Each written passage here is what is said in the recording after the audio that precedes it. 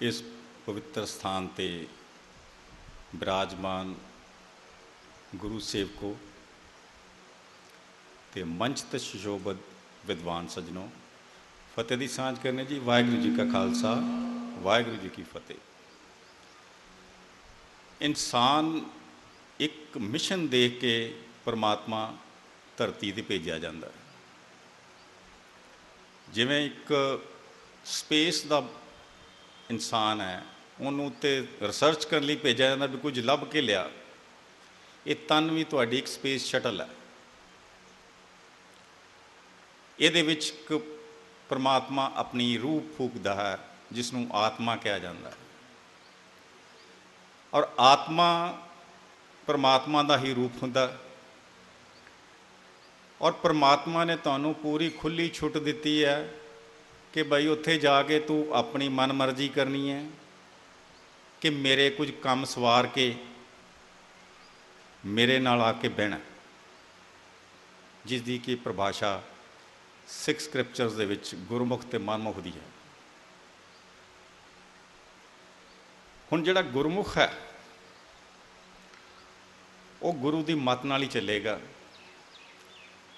लेकिन सवाल यह है कि गुरमत है कि गुरमत एक है, लेकिन उसकी व्याख्या इन्नी कु उलझाती है कि हरेक ने अपनी अपनी मर्यादा बना के गुरमत बना ली। एक बहुत सिंपल फलसफे नूं इन्ना कु उलझाता कि लोग इस तो दूर होने शुरू हो गए। इतिहास चों मैं थोड़ी जी तुहानूं गवाहियां देवांगा। सवेरे बाबा जी ने भाई गुरदास तो एक गवाही दी सी, मुर्दा होए मुरीद न गली होवना। उसका भाव उही है जो 12 माह का भाव है कि इंसान भौतिक शरीर तो उठ के ये संसारक माया मोह तो अलिप्त रह के परमात्मा के नाम दे विच लवलीन अवस्था प्राप्त कर सकता है कि नहीं। गुरु ने क्या कर सकता है। असी अपने आलीशान मकान बनाने हैं, उस दिन है भी यह मेरा ड्राइंग रूम है, यह मेरा मेहमान ने आना है, तो यह जी चीज़ां होण कि वह बैठ के मेरी सिफत कर सके। मेरा बाथरूम है, उत्थे वो नहाए तो वह कहे कि हाँ भी यह बाथरूम सी। बैडरूम है तो बैडरूम भी सौ के कहे भी वाह क्या बैडरूम सी। लेकिन जिस परमात्मा ने देही दिती है उसनूं अंदर वसाण लई अपना अंदर जिहड़ा है उसनूं कदी भी सवारन की कोशिश बहुत घट मनुख करते हैं, बहुत घट मनुख। जदों उसनूं सवार लिया, सच पैदा कर लिया, परमात्मा आके अपने आप वस जाता। तुहानूं किसी भी ग्रंथ की, किसी भी किताब की, किसी भी विद्वान की लोड़ नहीं पैंदी। वो तुहाडे जिहड़े कदम है अपने आप गुरुद्वारे अल लै जांदा। सेवा तुहाडे तो करवांदा। विद्वान जिहड़े हैगे ने विद्वानता उन्होंने विद्वानता कथा कर दो कथा करा लैणियां ने। जो जो काम उन्हें कराने हैं वो करवा लेने ने। क्योंकि यह जी एक कथा वो दिती है सिखां की भगत माल च। तो सिखां ने प्रश्न किया महाराज नूं, जे आपे करन कराउणहार है तो फिर सब कुछ जंगे मंदे काम जिहड़े असीं कीते उहदा जिम्मेवार तो वही होया ना। फिर वो जवाब से गुरु साहब का कि सिख भी दो तरह के ने ना। एक जिहड़े अपनी मन मर्जी नाल ने उन्हां लई नहीं है तुक, ये उन्हां लई है जिन्हें कि गुरु के भै च ने, भाव च ने। वो फिर उन्होंने आपे करन करावर उन्होंने अपने आप उन्होंने लैके जा रहा है। उन्हें भैन जी ने गल की सी नौकरी की। नौकरी भी सेवा है, लेकिन नौकरी तो चाकरी च फर्क है। नौकरी तो गंगू ब्राह्मण ने भी की सी, लेकिन चाकरी ना कर सकिया। असीं भी अज बहुत संस्थावां दे विच नौकरी कर रहे हैं, चाकरी नहीं करते। जदों तुहाडा मुख मंतव माया, माया देखो जी बहुत ज़रूरी है। चाहे गुरु साहब सन, चाहे अगला पीरियड आया, जदों भी है माया बड़ी ज़रूरी है। लेकिन इन्नी भी ज़रूरी नहीं कि तुहानूं रब भुला देवे। कार दे उत्ते लिखा हैगा ये भी दात तेरी दातार, दाढ़ी मुनाई होएगी। सेवा उही कबूल है जिहड़ी निष्काम की जाए। इनू कहते ने कि तुसी इस दुनियावी जिहड़ी माया है इहदे तो अलिप्त रहो। ਅਟੈਚ ਹੋਵੋ ਆਪਣੇ ਪਰਮ ਪਿਤਾ ਪਰਮਾਤਮਾ ਨਾਲ, ਉਹਨੇ ਹੀ ਤੁਹਾਨੂੰ ਆਪਣੇ ਪਾਰ ਲੰਘਾਉਣਾ ਹੈ। ਭਵ ਸਾਗਰ ਤੈਰਨ ਦੇ ਲਈ ਇਹ ਜਿਹੜਾ ਗੁਰਬਾਣੀ ਦਾ ਸਮੁੰਦ ਸਾਗਰ ਹੈ, ਇਹਦੇ 'ਚੋਂ ਖੋਜ ਕਰਨੀ ਬਹੁਤ ਜ਼ਰੂਰੀ ਹੈ। ਹੁਣ ਤੁਸੀਂ ਜੇ ਇਤਿਹਾਸ 'ਚੋਂ ਲਓਗੇ, ਮਰਦਾਨਾ ਇੱਕ ਗਾ ਕੇ ਉਸਤਤੀਆਂ ਕਰਕੇ ਤੇ ਸਿਰਫ ਥੋੜ੍ਹੇ ਬਹੁਤ ਗੁਜ਼ਾਰਾ ਹੀ ਕਰਦਾ ਸੀ ਨਾ, ਲੇਕਿਨ ਨਾਨਕ ਨੂੰ ਇਹ ਪਤਾ ਸੀ ਕਿ ਇਹ ਬੰਦੇ ਕੋਲ ਗੁਣ ਹੈ, ਇਹਨੂੰ ਮੈਂ ਇਸ ਪਾਸੇ ਲਾਉਣਾ।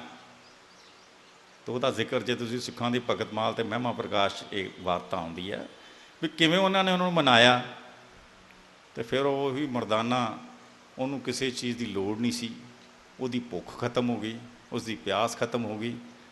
ਉਸ ਨੇ ਜਿਹੜੀ ਆਪਣੀ ਰਬਾਬ ਦੀ ਧੁਨ ਸੀ ਉਹ ਬਾਬੇ ਦੇ ਹੱਥ ਦੇ ਦਿੱਤੀ।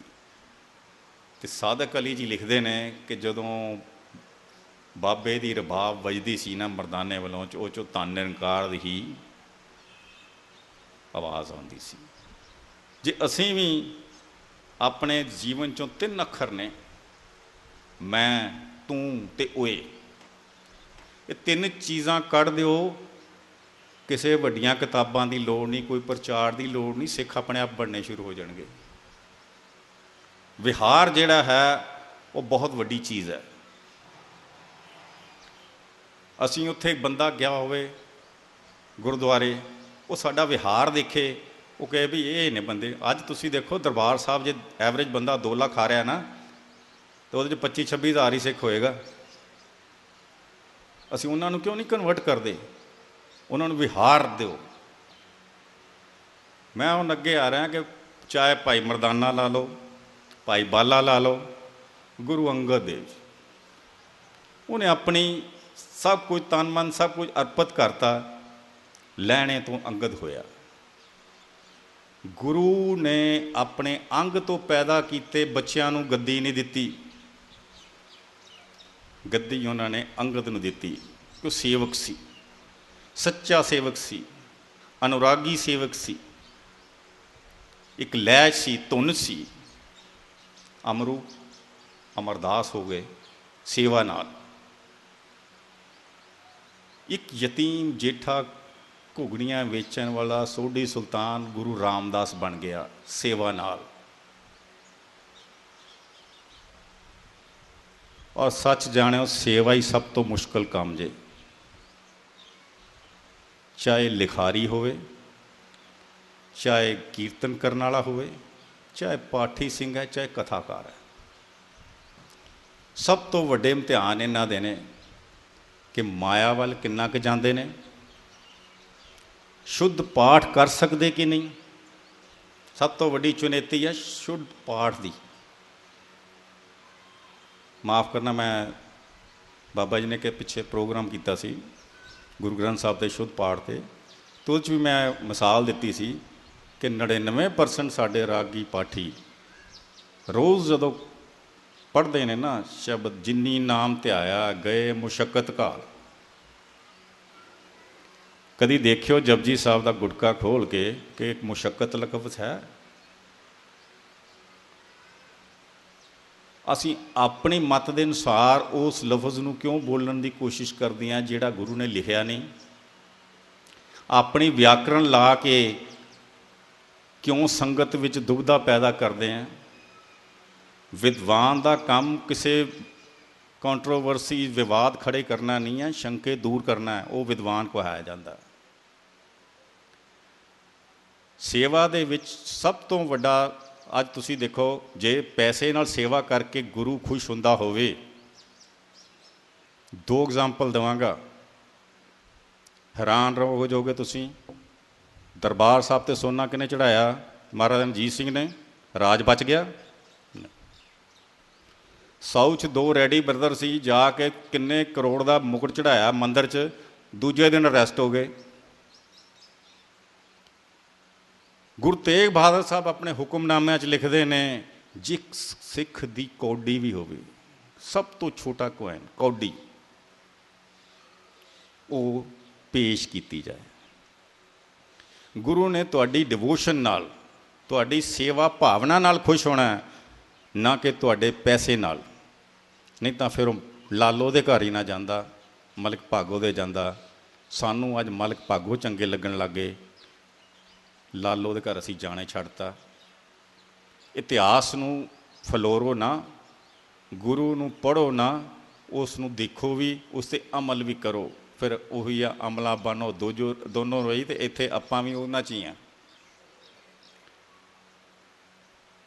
ਜੇ ਤੁਸੀਂ ਸ਼ੁਭ ਅਮਲ ਹੀ ਨਹੀਂ ਕੀਤੇ, ਅਮਲ ਹੀ ਨਹੀਂ ਕੀਤਾ, ਤੁਸੀਂ ਕੁਛ ਗੁਰੂ ਦੀ ਕਹੀ ਦੀ ਵਿਚਾਰਿਆ ਹੀ ਨਹੀਂ। ਹੁਣ ਗੁਰੂ ਗ੍ਰੰਥ ਸਾਹਿਬ ਦੀ ਅੱਜ ਮਾਫ਼ ਕਰਿਓ, ਅਸੀਂ ਸਤਿਕਾਰ ਕਰਦੇ ਹਾਂ, ਸੇਵਾ ਨਹੀਂ ਕਰ ਰਹੇ। ਹਿੰਦੂ ਧਰਮ ਨੂੰ ਸਾਰੀ ਦੁਨੀਆ 'ਚ ਕੋਈ ਨਹੀਂ ਪਹਿਚਾਣਦਾ ਸੀ ਜਦ ਤੱਕ ਅਰਬਿੰਦੋ, ਵਿਵੇਕਾਨੰਦ, ਐਸ.ਐਨ. ਦਾਸ ਗੁਪਤਾ, ਡਾਕਟਰ ਰਾਧਾ ਕ੍ਰਿਸ਼ਨ ਵਰਮਾ ਨੇ ਇਹਦੀ ਐਕਸਪੋਜੀਸ਼ਨ ਅੰਗਰੇਜ਼ੀ 'ਚ ਕਰਕੇ ਵਰਲਡ 'ਚ ਨਹੀਂ ਦਿੱਤੀ। ਅਸੀਂ ਹਾਲੇ ਇਹਦੇ ਕੰਮ 'ਚ ਬਹੁਤ ਪਿੱਛੇ ਹਾਂ। ਸਿਧਾਂਤਾਂ ਦੇ ਵਿੱਚ ਅਸੀਂ ਬਹੁਤ ਪਿੱਛੇ ਹਾਂ, ਵੀ ਲੋਕਾਂ 'ਤੇ ਸਿਧਾਂਤ ਪਹੁੰਚਾਉਣ ਲਈ। ਫਿਰ ਤੁਹਾਨੂੰ ਪਤਾ ਲੱਗਦਾ ਸਾਡਾ ਵਿਰਸਾ ਕੀ ਹੈ।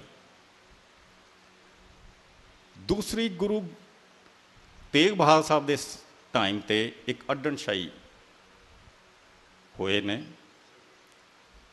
ਸੇਵਾਦਾਰ, ਉੱਥੋਂ ਅੱਡਣਸ਼ਾਹੀ ਪ੍ਰਥਾ ਅਤੇ ਸੇਵਾ ਪੰਥੀਆਂ ਦੀ ਪ੍ਰਥਾ ਚੁਰੀ। ਇਹਨਾਂ ਦੀ ਬਣਾਈ ਸਿਆਹੀ ਜਿਹੜੀ ਹੈ, ਅੱਡਣਸ਼ਾਹੀ ਇੰਕ, ਉਹ ਗੁਰੂ ਗ੍ਰੰਥ ਸਾਹਿਬ ਲਿਖਣ ਦੇ ਵਿੱਚ ਇਸਤੇਮਾਲ ਹੁੰਦੀ ਸੀ। ਔਰ ਗੁਰੂ ਗ੍ਰੰਥ ਸਾਹਿਬ ਦੇ ਪਿੱਛੇ ਲਿਖਿਆ ਵੀ ਹੋ ਜਾਂਦਾ ਬਣਿਆ ਦੇ ਸਿਆਹੀ ਕੀ ਵਿਧੀ। ਇੱਥੋਂ ਹੀ ਸੇਵਾ ਪੰਥੀ ਬਣੇ ਅਤੇ ਉਹਨਾਂ ਨੇ ਫਿਰ ਕਾਰ ਸੇਵਾ ਜਿਹੜੀ ਹੈ ਉੱਥੋਂ ਹੀ ਸ਼ੁਰੂ ਹੁੰਦੀ ਹੈ।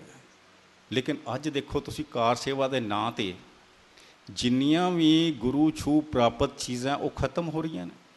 ਅਸੀਂ ਕੋਈ ਉਸ 'ਤੇ ਕਿੰਤੂ ਪਰੰਤੂ ਨਹੀਂ ਕਰ ਰਹੇ, ਬੜੇ ਆਰਾਮ ਨਾਲ ਕਹਿ ਰਹੇ ਹਾਂ ਕੋਈ ਗੱਲ ਨਹੀਂ।